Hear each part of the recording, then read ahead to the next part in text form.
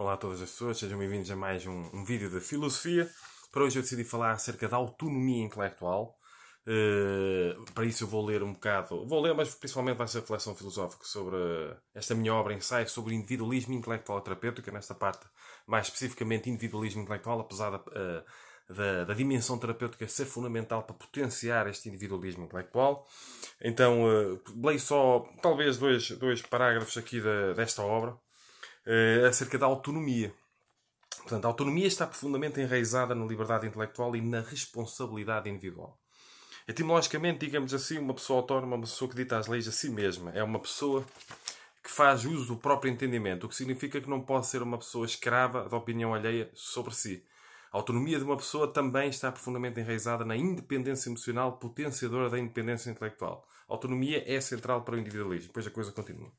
Este individualismo intelectual é terapêutico. Nós temos uma coisa que é chamado ego. O nosso ego é um sistema de sobrevivência que funciona de forma inconsciente. Ele está formatado para garantir o sexo, para garantir abrigo, para garantir a alimentação, para uma pessoa beber água, seja o que for.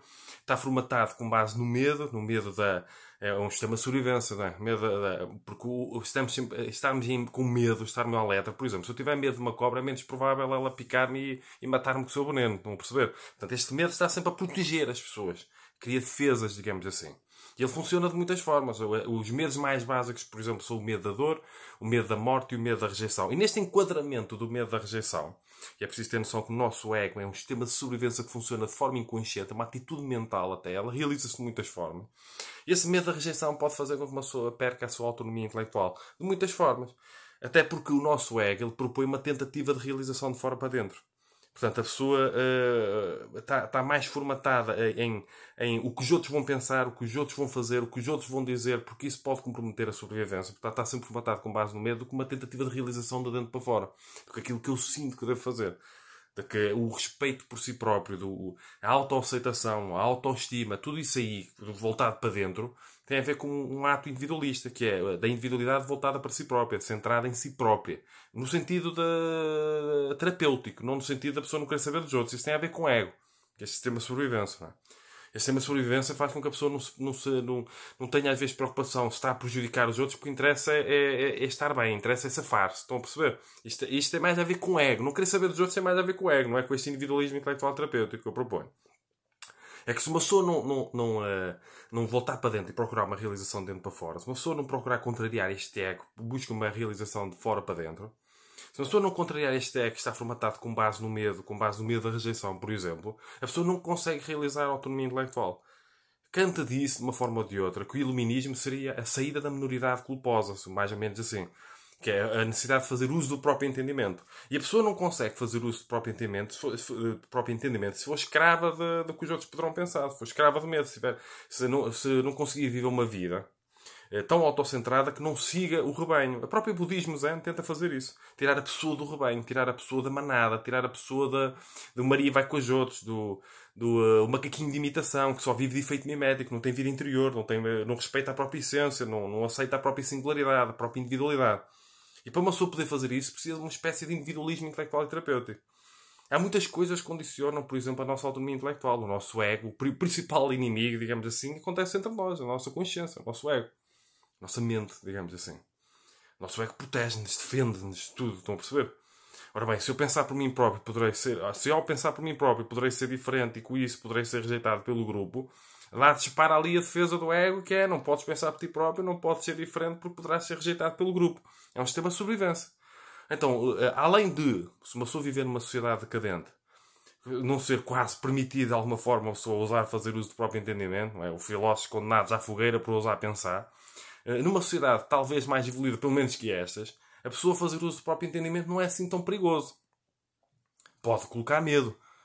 Mas nem sempre o disparo do medo tem a ver com algum perigo iminente associado. Às vezes é só uma coisa que acontece na própria mente, na própria consciência. A pessoa tem medo. A pessoa tem medo de pensar de forma diferente. A pessoa tem medo de sair da caixa. A pessoa cria uma caixa e tem medo de sair dela. A pessoa muitas vezes não tem autoestima. O que acontece quando uma pessoa não tem autoestima? O ego entra em processo de compensação. Ora bem, se eu não tenho autoestima, tenho que fazer tudo. Se eu não me aceito, se eu não me reconheço, se eu não me valorizo, se eu não me tenho em conta, em atenção, o que é que o meu ego faz? O que é mais confortável e imediato para o meu ego? Fazer tudo para satisfazer as expectativas de outras pessoas. Para as outras pessoas trazerem aquilo que eu não tenho e que eu não dou a mim mesmo. A aceitação, o reconhecimento, a valorização, é a tentativa de realização de fora para dentro. Ora bem, não tenho dentro, vou buscar fora. O nosso facto está sempre formatado, porque até a busca de comida, de alimento, de bebida, o sexo, a pessoa vai sempre buscar fora, porque a reprodução da espécie acontece nesta dualidade, de uma maneira ou de outra. Portanto, a pessoa tem de ir buscar fora, tem de ir buscar a parceira fora, tem de ir buscar a comida fora, tem de ir buscar a água fora, é tudo fora. Então é a tentativa de realização de fora para dentro. E o ego está formatado assim, é sempre fora. Tem de procurar fora. Tem um problema interior, procurar fora. Não perceber? Não quer dizer que uma pessoa não vai procurar ajuda nas outras pessoas. Significa que há coisas que uma pessoa tem de voltar para dentro e desenvolver dentro de si. O trabalho interior.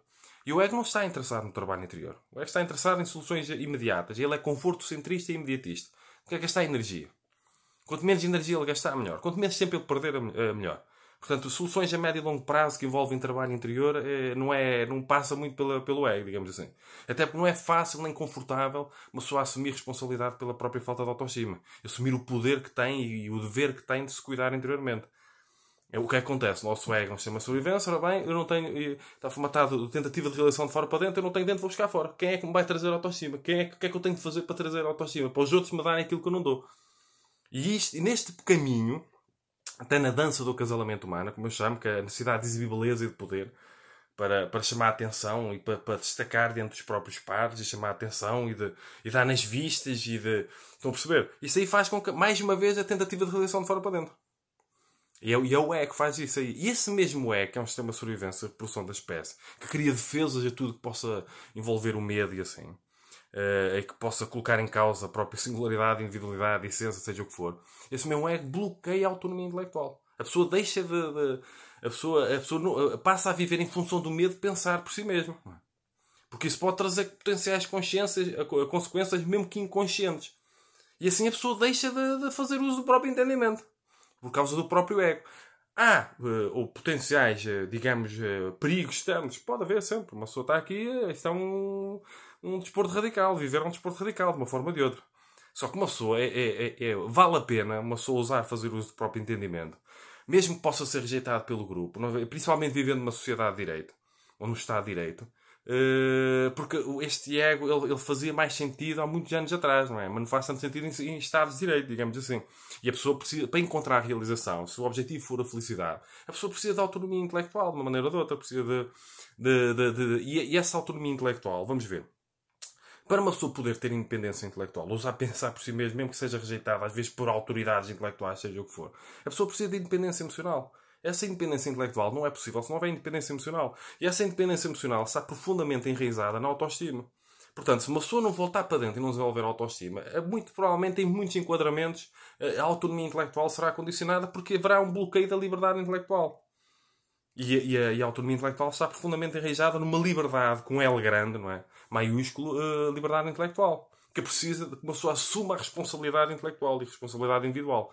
Eu preciso assumir a responsabilidade pela minha liberdade, porque essa liberdade é um poder, é uma potência que eu preciso usar. Eu preciso fazer uso do meu próprio entendimento. Deixar de viver só com base do que o rebanho está a fazer, o que os outros estão a fazer, o macaquinho de imitação, não é? A Maria vai com as outras, olha, vão para ali, eu também vou para ali. As pessoas não sabem porquê, mas estão a ir para ali, eu também vou para ali. As pessoas não questionam, não têm pensamento crítico, não colocam em causa, não desconstroem, mas estão ali para ali, eu vou para ali, não é? Porque se não for para ali vou ser rejeitado, não é? Eu tenho medo, porque eu não gosto de mim, então preciso que os outros gostem, aceitem, reconheçam, estão a perceber? E isso aí é uma das coisas que eu proponho nesse individualismo intelectual e terapêutico. Uma pessoa ganhar coragem. Uma pessoa ter humildade para se colocar em causa, mas ganhar coragem. A coragem do guerreiro. Não para andar a bater outras pessoas. O guerreiro para enfrentar a vida. Para fazer uso do próprio entendimento. Para pensar por si próprio. Para não estar sempre com medo do que os outros vão pensar, vão dizer, vão fazer, seja o que for. Porque a vida desafia de todas as formas. Portanto, esta autonomia intelectual, que é muito fácil, isto, uma pessoa intelectual, uma autoridade na área, é muito fácil uma pessoa não ter autonomia intelectual verdadeira, pura. Basta que não tenha autoestima. Uma coisa tão simples que às vezes as pessoas valorizam. Porque é que o intelecto precisa de autoestima? Precisa, sim. Porque a pessoa é desafiada todos os dias. A pessoa tem medo de ser rejeitada. Tem medo que os outros não aceitem, de não satisfazer a expectativa. Estão a perceber? De ser desvalorizada intelectualmente por tratar de certos assuntos mais difíceis ou provoquem desconforto intelectual. Até para sair da zona de conforto intelectual é preciso esta autonomia intelectual. Se não houver coragem, se não houver esta predisposição para sair da zona de conforto intelectual, para que é que será? A autonomia intelectual não é assim tão pura e verdadeira. Porque a pessoa tem medo, não é? A pessoa cria defesas, a pessoa cria bloqueios e apegos intelectuais, cria um conservadorismo intelectual inconsciente de tudo aquilo que tem a ver com a manada, com aquilo que a pessoa imita no efeito mimético desde que nasce. Que sair daquela bolha, sair daquele conforto intelectual é muito difícil, é preciso coragem. É preciso enfrentar os próprios medos, é preciso enfrentar o maior inimigo, entre aspas, é o próprio ego. É preciso enfrentar esse próprio ego, coloca medo, coloca defesas, entre aspas, em tudo. Tudo é defesa, parece uma coisa diferente, nova, contrário, contraditória, o desconhecido, não é? A alteridade intelectual, como eu chamo, lá cria o ego, cria defesas. Ou foge do assunto, ou distorce, para tornar mais facilmente refutável. A pessoa não tem esta autonomia intelectual. Se ela não acontecer, a pessoa não consegue ter uma saudável relação com a verdade. No sentido mais verdade com V maiúsculo, não é? Em todas as suas propostas que possam aparecer. Porque a pessoa vive com medo, vive refém do medo. Não consegue ter autonomia intelectual. Sem coragem, sem autoestima, sem humildade também para se colocar em causa, admitir as próprias fragilidades, e limitações e a própria ignorância, sem esse tipo de virtudes individuais. Virtudes intelectuais, virtudes emocionais, virtudes de todos os tipos.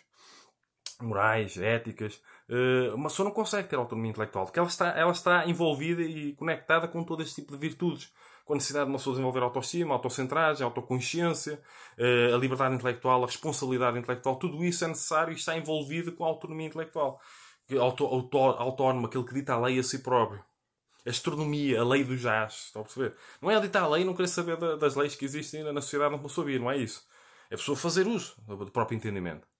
A pessoa definir os seus princípios. Ora bem, se toda uma comunidade está a fazer aquilo que não deve ser feito, não é? Havia uma altura em que era comum matar pessoas em praça pública, não é? O enxovalho, o enforcamento, não é?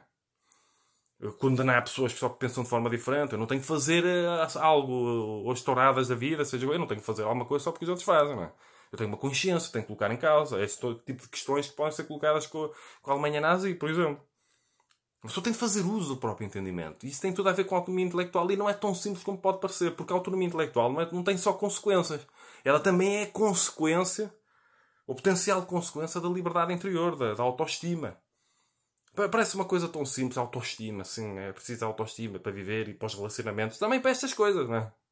Portanto, é preciso desenvolver, é preciso trabalho interior, trabalho intelectual, desenvolvimento interior. As pessoas às vezes estão envolvidas com as coisas dia a dia, estão a ver uma vida que não estão satisfeitas, estão frustradas, insatisfeitas e infelizes, mergulhadas em ansiolíticos, antidepressivos, com uma depressão profunda, e não percebem que às vezes há escolhas que estão a fazer por falta desta autonomia intelectual, desta coragem, para aceitar ser rejeitado pelas outras pessoas, para ser julgada pelas outras pessoas, para ser ostracizada pelo grupo, se for preciso, porque está a pensar de forma diferente. Pode estar muito à frente, mas está a pensar de forma diferente. É rejeitado, não é? E a pessoa tem medo da rejeição. E esse medo da rejeição, dependendo do contexto de cada pessoa, da comunidade, da família, seja o que for, esse medo da rejeição faz com que a pessoa fique bloqueada e parada e não se desenvolve. Portanto, a autonomia intelectual tem causas e tem consequências. A autoestima é uma delas, não é? A coragem, virtude como coragem, a humildade para uma pessoa se colocar em causa, se questionar. A necessidade de uma pessoa colocar em causa para onde é que vai o rebanho, para onde é que o conceito de rebanho, é? Uma pessoa lembra sempre de Nietzsche, para onde é que vai para uma pessoa não ser Maria vai com as outras, ou não ser um macaquinho de imitação, como eu costumo dizer. Eu escrevo muito assim o conceito de Maria vai com as outras, macaquinho de imitação em trás. É assim que muitas vezes as pessoas vivem. As pessoas têm medo de pensar por elas próprias. O iluminismo historicamente aconteceu há muito tempo, mas não aconteceu no interior se calhar, de uma boa parte da população. E é isso que eu quero despertar no interior das pessoas, sementes desconfortáveis desta atitude socrática. Não é? Ensaio sobre o individualismo intelectual terapêutico, eu trato destas questões. Tenho outras obras publicadas em formato de papel e em formato digital, deixo na descrição do vídeo no YouTube. Dou cursos online, cada aula eu dou a cada pessoa, até sobre esta obra. Tenho um curso criado sobre esta obra. Cada aula eu dou a cada pessoa. Dou aconselhamento filosófico, consultas. Quem quiser pode pesquisar. Eu deixo na descrição do vídeo no YouTube, por exemplo, mas o meu e-mail é filipeferrecalhau@gmail.com. Basta entrar em contato comigo. Outros livros publicados são no Instagram, no LinkedIn, no Spotify, no YouTube, no TikTok, até estou em diversas plataformas. Procurem. Se quiserem ser mecenas do meu trabalho, se quiserem apoiar, podem fazer apoio para o meu IBAN, o MBWay, que eu deixo na descrição do vídeo no YouTube. Podem fazer doações, que eu não tenho peta.com. Podem praticar o mecenato em relação a este meu trabalho de investigação e divulgação filosófica e de incentivo e de ativismo para uma pedagogia da felicidade e para uma atitude filosófica perante a vida. Portanto, isto deveria ser ensinado e tratado nos sistemas de ensino, mas ainda não é, não é? Por mil e uma razões, mas fica aqui um vídeo de aconselhamento filosófico. Comentem, partilhem, ponham like, ajudem a chegar este vídeo a alguém que possa precisar deste tipo de conteúdo, ou seja, acreditem, que sintam que seja importante. Fica aqui mais um vídeo de aconselhamento filosófico. Sejam felizes e cumprimentos filosóficos.